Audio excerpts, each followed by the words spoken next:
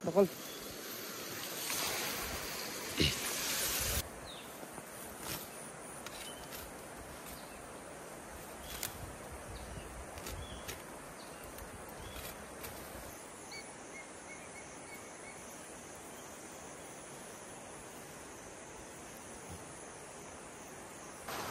के दूध लिएर आउने एकैचोटि।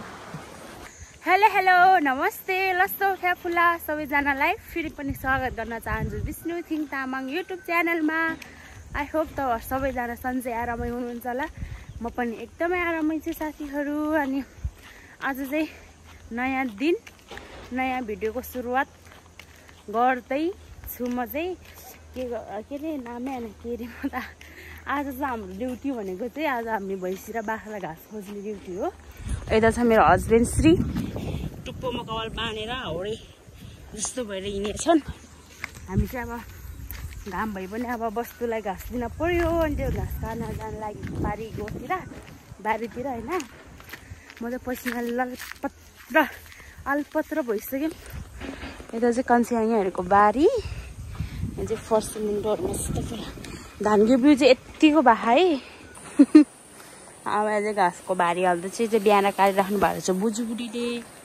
बुजुबुढी चाहिँ त्यहाँ आउँदै हुनुहुन्छ। कता हौ मम्बुढीले काटिराख्नु भएको रहेछ नि त। अनि हामी चाहिँ लिएर जान्छ नि आफूले अलिकति काटेर पुऱ्याएर बाख्रालाई घाँस काटेर घर लाग्नु पर्ने हुन्छ। मम्बुढीको ड्युटी हो नि त यो। बिचरा घरमा के गरेर बसिरहने त भनेर काट्नु भएको रहेछ हौ यसरी।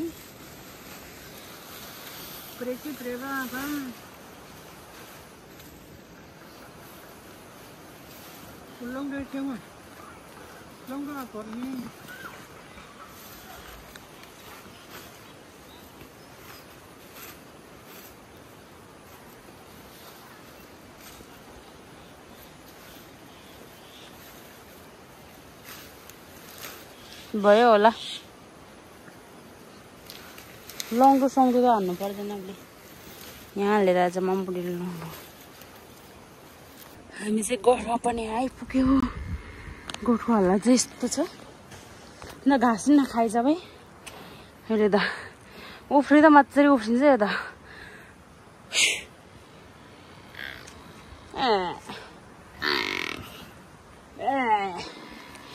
तर नि एउटा कराइरहेछ यहाँ पनि एउटा कराइरहेछ। पानी दिँदा यसलाई दिन यस्तो गर्मी छ तर कति राम्रो हो भाइ।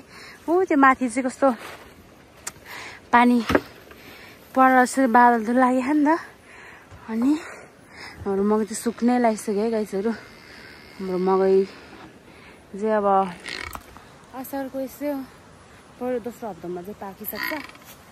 पछि फडाले हान्नुपर्छ नि। अब त्यति गर्मीमा काम गर्न सक्दैन तर के गर्नु काम गर्नुपर्छ। गर्न नसके पनि खानाको लागि भए पनि रातिन्छ। त्यो गर्मीले घबारो ढाड भयो घबारो प्ला त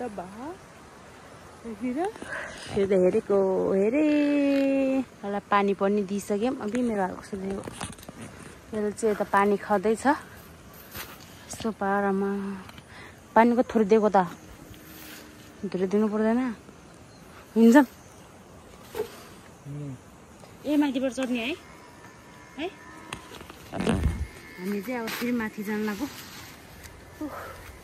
गयो लास्टै मकैबारी छ। मकैबारीहरू त्यो घाँस काटे होइन नि त। त्यो मकैबारी टम्ने अनि म त हेर्नु पर्दैन। बिउ त यस्तो भएर रहेछ तर अहिले पानी पऱ्यो भने उम्रिन्छ होला। के हो बिउ त यस्तो भयो पानी नपरेको भएर नि होला। हामीले फेरि सँगसँगै गरेको थियौँ। यो चाहिँ आन्द्रे मामाहरूको। अनि यता चाहिँ हाम्रो है साथीहरू हाम्रो बिउ पनि महाखराब भएछ।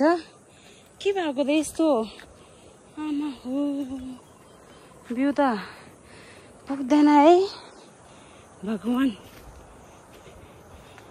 बिउ सिउ खत्म हो गया। Why are you angry with me? आसँग आङ्ग्री गरेर के पाउँछ नि डर्न आङ्ग्री उठ्ने मसँग नरिसाउ रिसाउनु हुँदैन यहीँबाट माथि चढ्दिउँ हामी चाहिँ माथि पाखामा जान लागेको घाँस खानु ऊ यो देखाएको भिगाइसी घाँसहरू काट्दिउँ है कुलो कुलो माथि लाग्न पर्यो घाँस काट्नको निम्ति यहाँ चाहिँ पानी खाने मुलो चिसो हो पानी चाहिँ यताको पानी चाहिँ राष्ट्रिय भन्दा नि राष्ट्रिय चिसो छ अनि म चाहिँ के भन्न चाहन्छु भने के अरे मेरो भिडियो चाहिँ आउँछ अब कामको सिजन पनि छ नि त अनि हजुरहरूले चाहिँ सपोर्ट गरिदिनु पर्यो माया गरिदिनु पर्यो अनि सब्सक्राइब जसरी गरिदिनु पर्यो साथीहरू हामी सानो सानो युट्युबर मिलेर एकअर्कालाई सपोर्ट गर्नु पर्दो रहेछ यस्तो कुरामा बल्ल हामी अगाडि बढ्न सफल हुन्छौँ सेल्फिस चाहिँ हुनु हुँदैन रहेछ होइन म अब यो मङ्सिरमा यो मैले युट्युब खोलेको युट्युब बनाएको 1 वर्ष हुन्छ मङ्सिरमा मङ्सिरसम्म 1K त पुग्छ भन्ने आशा छ तर विडम्बना तर यो सफल हुन सक्दैन जस्तो हामीहरू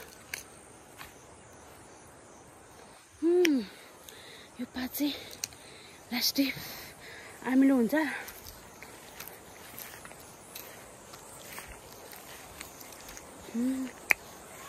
लास्टै आमिलो हुन्छ यो त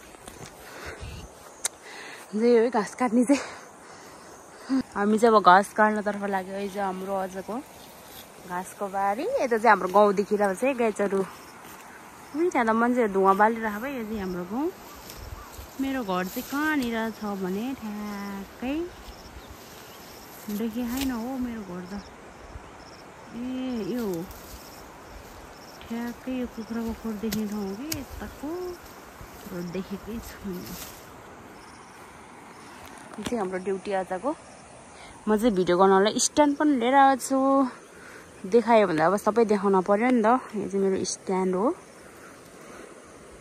मैले चाहिँ नन्दाहरूको मागेर लिएर आएको मेरो त लास्टै ठुलो हो त्यही भएर मैले सजिलो हुन्छ भने लिएर आएको अनि यता चाहिँ लास्टै धुवा छ नि त यता चाहिँ घसिटाहरू पोल्या रहेछ अनि म चाहिँ यतादेखि माथिदेखि स्याट घाँस काट्न पर्यो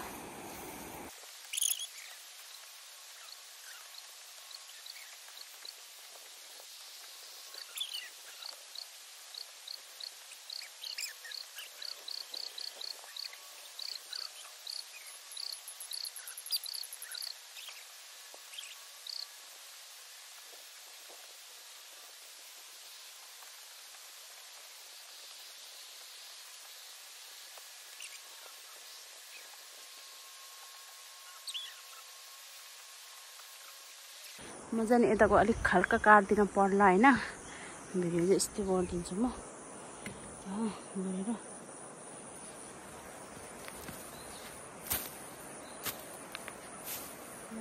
बाख्रा भइसक्यो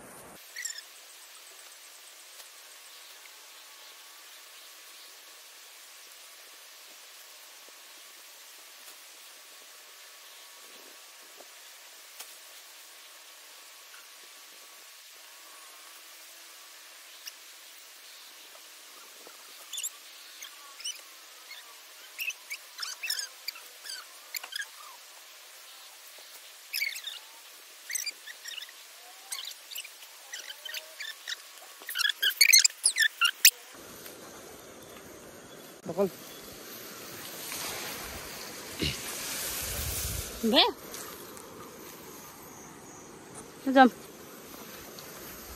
हामीले घरतिर लाग्यौँ भारी पनि पुग्यो घाँस त बाख्रा अझै काट्दिने कि यति लाने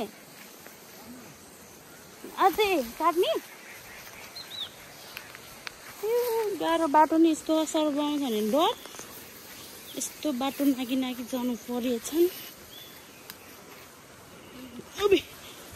तेरिका यस्तो अप्ठ्यारो भएको त मलाई रहेछ अब त्यहाँ पुगेछु म चाहिँ टोलाएर बसेको गरिरहन्छ भाइ। के गर्ने होला भाइ। फेरि गाड्न पर्यो अरे बाख्रालाई। मैले चाहिँ घाँस यसरी पुग्दैन। हाम्रो चाहिँ 2टा छ बाख्रा अनि एउटा सानो बच्चा छ।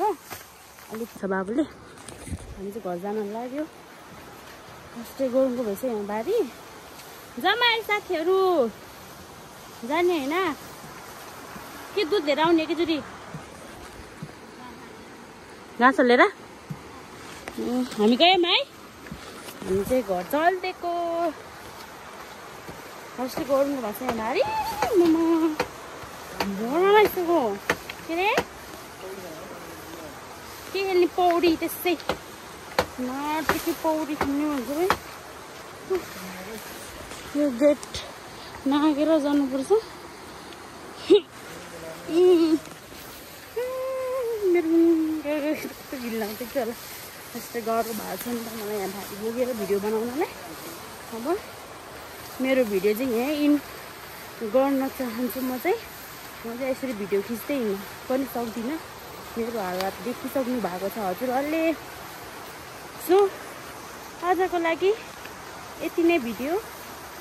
अन्तिमसम्म साथ दिएर हेरिदिनु होला भन्दै म चाहिँ बिदा हुन चाहन्छु। विष्णु तामाङ। हस् त बाई बाई साथीहरू सबैजनालाई।